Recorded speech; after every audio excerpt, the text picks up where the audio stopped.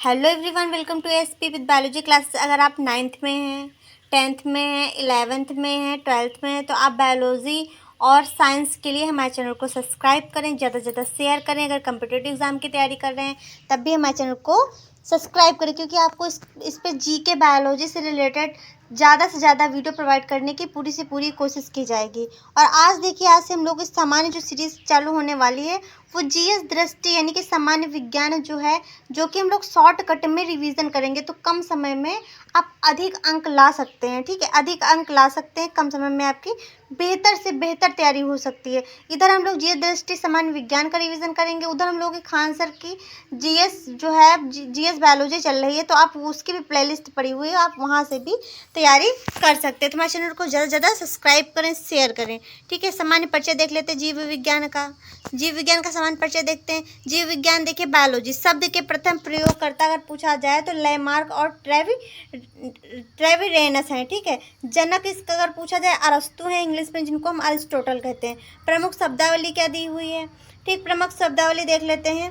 तो देखिए, apiculture, apiculture कहते हैं मधुमक्खी पालन को। ठीक है, एपीकल्चर कहते हैं मधुमक्खी पालन को। एविकल्चर कहते हैं पक्षी पालन को। पीसीकल्चर कहते हैं मछली पालन को। सेरीकल्चर कहते हैं रेशम कीट पालन को। सिल्वीकल्चर कहते हैं वन संवर्धन को।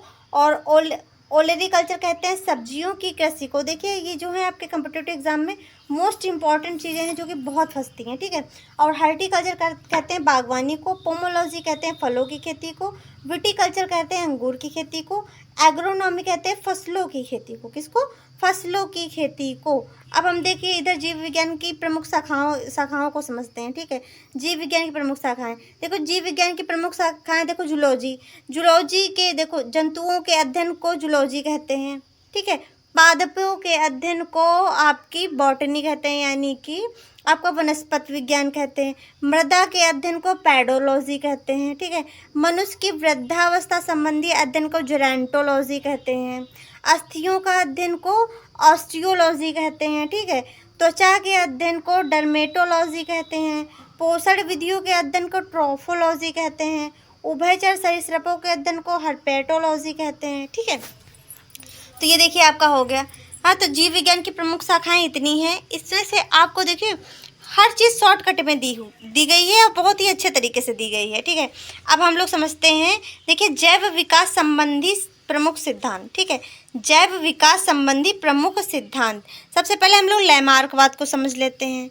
लैमार्कवाद देखिए, जनक अगर पूछा जाए फ्रांसीसी वैज्ञानिक जॉन बैप्टिस्टे डी लैमार्क। ठीक, पुस्तक अगर पूछा जाए तो फिलॉसफी जूलॉजिक। ठीक, कौन सी?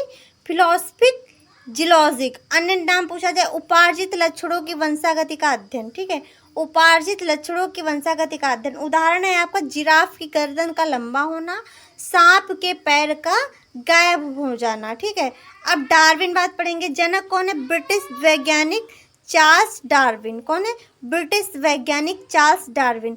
पुस्तक है प्राकृतिक चुनाव द्वारा जातियां। क्या है? प्राकृतिक चुनाव द्वारा जातियों की उत्पत्ति 1859 में। अन्य नाम है प्राकृतिकवाद वर्णवाद। ठीक है, theory of natural selection. Theory of natural selection जो है हम लोग डार्विनवाद में पढ़ते हैं। ठीक है, और देखो सर्वाइवल ऑफ द फिट, देखो फिटेस्ट का सिद्धांत भी कहाँ है? तो आपको डार्विनवाद में है। उत्परिवर्तनवाद, जनक है हॉलैंड के हुगो डिवरिज। ठीक है, जनक है हॉलैंड के हुगो डिवरिज। प्रयोग है सांध्य प्रिमरोज। प्रयोग है सांध्य प्रिमरोज। और ठीक है, जिसको देखो आइनोथेरा लैमार्कियाना कहते हैं। अन्य नाम है उत्परिवर्तन सिद्धांत, यानी कि म्यूटेशन थ्योरी। अब हम लोग देखेंगे लैमार्क के अनुसार अंगों के उपयोग या अनुप्रयोग का प्रभाव। जिराफ के विकास क्रम का रेखा के चित्र देखिए। जब जिराफ को खाना नीचे मिलता था तो ये नीचे खाता था, फिर ऊपर, उससे ऊपर उसको भोजन मिला, फिर उससे ऊपर मिला, फिर उससे मिला, यानी कि घास की उपलब्धता से अगली टांगों व गर्दन के कम उपयोग के कारण अंगों की कम लंबाई हुई। ठीक है, फिर उसके बाद ऊंचे वृक्षों की पत्तियां खाने के लिए अगली टांगों व गर्दन का अधिक प्रयोग उन्होंने किया। ठीक, उठा करके, ऐसे पैर उठा करके रख करके, ठीक है, और गर्दन उठा करके पत्तियां खाई, तो क्या हुआ? तो इनकी देखो टांगों का अधिक प्रयोग होने से क्या हुआ? इनकी टांगों में देखो लंबाई में क्या है? वृद्धि हुई। गर्दन की लंबाई में, टांगों की लंबाई में क्या हुई? वृद्धि हुई। तो ये कहा था लेमार्कवाद ने कि जितना देखिए इन्होंने क्या किया, देखो पहले इन्होंने टांगों और सिर का कम प्रयोग हो रहा था क्योंकि घास खा रहे थे। जैसे जैसे इन्होंने पत्तियां खाना चालू किया तो धीरे धीरे क्या हुआ, इनके आगे का जो अंग है, जो गर्दन जो है और आगे के जो पैर हैं, इनकी क्या हुई, लंबाई बढ़ने लगी। ठीक है, जीव जंतुओं का विकास क्रम। ठीक, जीव जंतुओं का विकास क्रम। देखो महाकल्प कल्प घटना, देखो सबसे पहले पेटेरोजोइक। ठीक है, पेटेरोजोइक में क्या हुआ, प्रथम प्रोटोजोआ। प्रोटोजोइक में क्या हुआ, प्रथम प्रोटोजोआ यानी जंतुओं का पहला चिन्ह मिला। ठीक है, दूसरा है पैलियोजोइक जिसको कैम्ब्रियन कहते हैं, यानी कि प्रथम मछली, प्रथम रज्जु की कॉर्डेट मिली। ठीक है, आर्डोविसियन। ठीक, पैलियोजोइक में ही अभी आपके देखो आर्डोविसियन आएंगे, सिल्यूरियन आएंगे, डेवेनियन आएंगे और कार्बोनिफेरस आएंगे, पर्मियन आएंगे। ठीक है, आर्डोविसियन में देखो आपको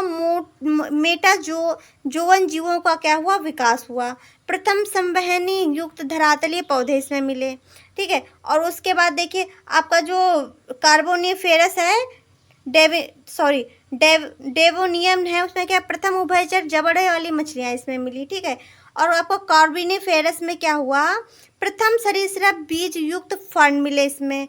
पर्मियन में सरीसृप की क्या हुई, उन्नति हुई। क्या हुई, उन्नत हुए। मीसोजोइक को देखते हैं, मीसोजोइक में क्या हुआ, तो देखिए मीसोजोइक में क्या हुआ, तो सबसे पहले ये सरीसृपों का युग हुआ। ठीक है, सरीसृपों का युग हुआ। इसको देखो ट्रियासिक में क्या हुआ, प्रथम स्तनपायी पाए गए, प्रथम डायनासोर पाए गए ट्रासिक में युग में। ठीक है, जुरासिक युग में क्या हुआ, पहले चिड़िया का विकास, डायनासोर की उत्पत्ति हुई। ठीक है, उन्नत। और देखो जो क्रिस्टेशियन था इसमें क्या हुआ, डायनासोर जो है वो विलुप्त हो गए, पहले प्राइमेट का इसमें विकास हुआ था क्रिस्टेशियन में। फूल और पौधों की क्या हुई थी, इसमें उत्पत्ति हुई थी। अब देखो सेनोजोइक जो है। ठीक, पैलियोजोइक में नियोजीन में क्या हुआ, स्तनपायियों की विविधता हुई। ठीक है, और क्वार्टरनरी में क्या हुआ, मानव का उद्विकास हुआ था। अब हम लोग वर्गीकी को, टैक्सोनॉमी को शॉर्टकट में समझते हैं। ठीक है, टैक्सोनॉमी देखो टॉपिक अपने आप में एक बहुत अच्छा टॉपिक है और हर एग्जाम में से कोई ना कोई क्वेश्चन पुटअप होता जरूर है, तो 1-2 नंबर का क्वेश्चन जरूर मिलेगा आपको। ठीक, वर्ग की परिभाषा क्या हुई, जीवों को उनकी समानताओं के आधार पर छोटे छोटे समूहों में बांटना।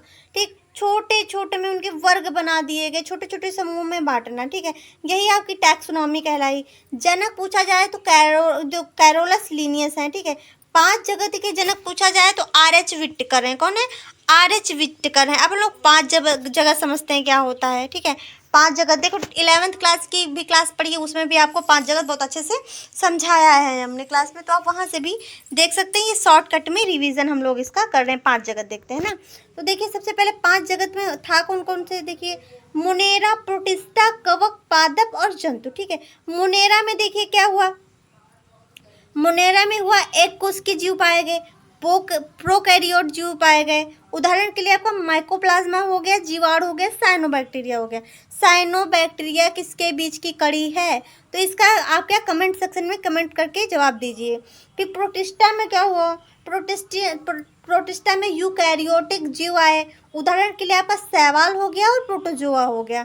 कवक में क्या हुआ, कवक में देखो यूकैरियोट पाए गए, आपके अधिकांशतः बहुकोशिकीय पाए गए। उदाहरण में ईस्ट हो गया, मशरूम हो गया, काइटिन निर्मित जो होती है कोशिका भित्ति हो गई। ठीक है, और आपके देखो पादप में क्या हुआ, तो स्वापोषी हुए ये पादप, ब्रायोफाइट हुए, टाइडोफाइट हुए, अनावृत व आवृत बीजी हुए। ठीक है, अनावृत और आवृत बीजी। जंतु में सभी उपभोक्ता जीव पाए गए, कशेरुकी पाए गए और अकशेरुकी पाए गए। अब हम लोग देखिए कवक समझते हैं, कवक क्या होता है। ठीक, कवक समझते हैं, कवक क्या होता है।